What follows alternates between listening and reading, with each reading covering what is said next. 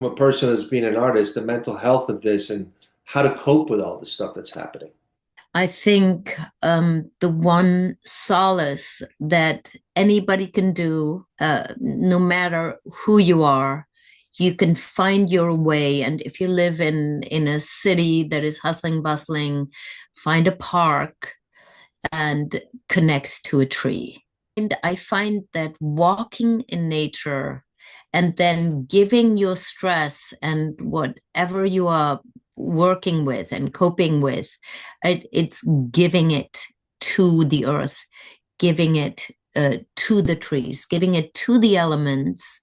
And when you are in crisis, and by all means, but I think one thing that we can do and which is more and more important is connect to the earth.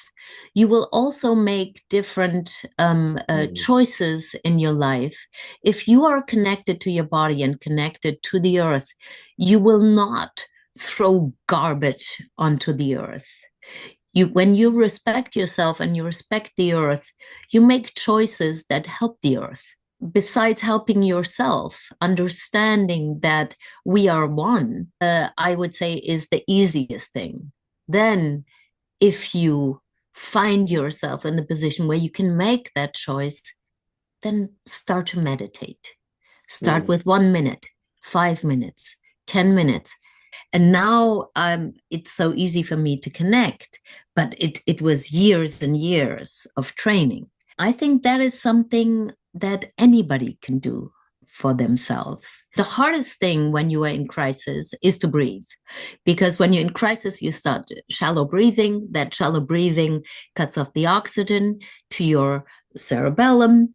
You make the wrong choices. Cortisol comes shooting into your body, and you're fucked up. So here again, what can help is breathing. I hear often people say, just breathe deep. When you're in crisis, the one thing you can't do is breathe deep. You can't. It's because you're right. So I always do just alternate nostril breathing, which is breathing in through our nose, closing the nostril, breathing out through the other side, breathing in through the same side. That you can do in crisis because it is controlled and you're using your finger to guide the breath.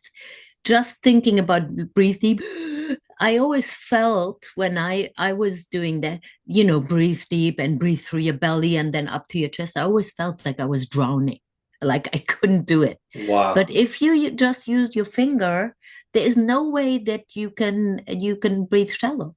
Simple things like that are like a biohack where you Interesting. can calm your system down enough to make the next good choice.